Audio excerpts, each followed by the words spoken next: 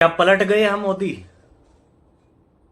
क्योंकि जो बीजेपी के दो मंत्री उस समय जब मौजूद थे तो उन्होंने सीजेपी के प्रवक्ताओं को यह आश्वासन दिया था कि जो 3 मांगे हैं वो हम आपकी पूरी करते हैं।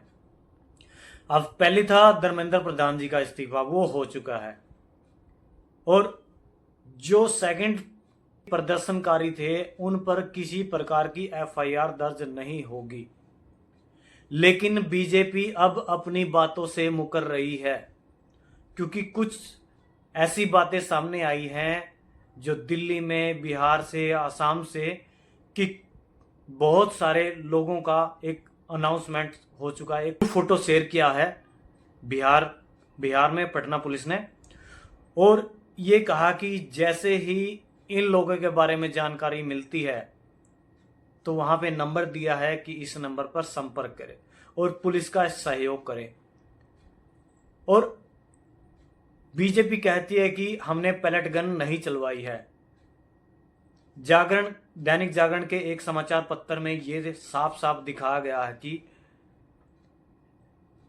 पैलेट गन का उपयोग एक राउंड नहीं, 2 राउंड नहीं, बल्कि 7 राउंड एफआईआर के मंत्री कह रहे हैं कि हमने पैलेट गन का उपयोग नहीं करवाया है। लेकिन 7 राउंड फायरिंग जो हुई है ये कहां से आई? और ये भी पता चलता है कि जब पटना में प्रदर्शन हो रहा था सीजेपी के प्रदर्शनकारियों का, तो वहां पे भी AK-47 यूज हुई थी।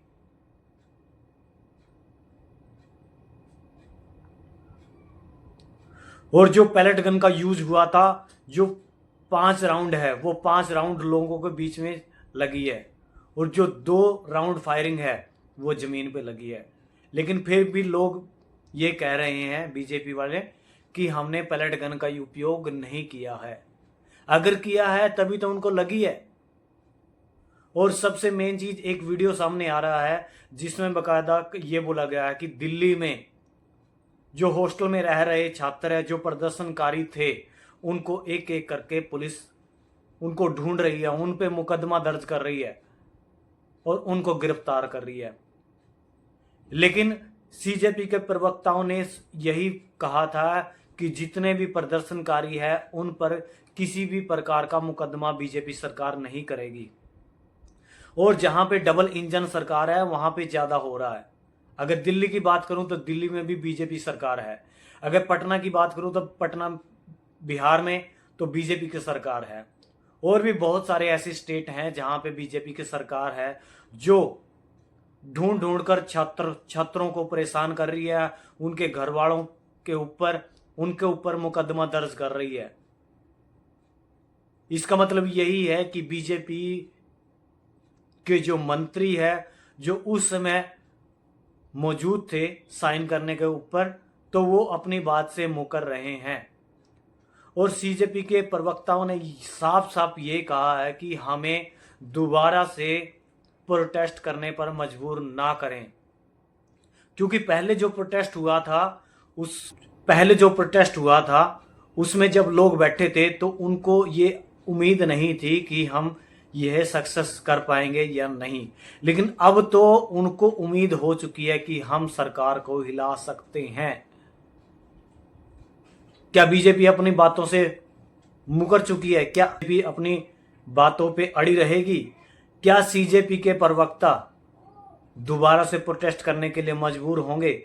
अगर बीजेपी अपनी बातों पे अड़ी रहती है तो सीजेपी के प्रवक्ता दोबारा से प्रोटेस्ट करने के लिए तैयार है। और इन्होंने वार्निंग भी दे दी है कि यदि आपने हमारी दूसरी मांग पूरी नहीं की तो हम मजबूरन दोबारा से प्रोटेस्ट करेंगे। और ये छोटा प्रोटेस्ट था, कहीं और बड़ा प्रोटेस्ट करने की हमें अगर जरूरत पड़ी तो हम भारत के हर एक कोने में ये प्रोटेस्ट करेंगे और धमाके के साथ करेंगे। और पता नहीं कौन से मंत्री का इस्तीफे की हम मांग कर लें दोबारा से। आपका क्या कहना है कि बीजेपी को दूसरी जो मांग है जो प्रदर्शनकारी थे उनके ऊपर जो मुकदमे दर्ज हुए हैं, जो लोग अभी तक जेल में बंद हैं, उनके ऊपर मुकदमा दर्ज किया है बीजेपी सरकार ने, क्या वो बीजेपी ने वो मुकदमे अपने वापसी लेने चाहिए। बीजेपी के प्रवक्ताओं को दोबारा से प्रोटेस्ट करने को मजबूर नहीं करना चाहिए। उन्होंने बीजेपी को ये समझना चाहिए कि इन्होंने प्रोटेस्ट खत्म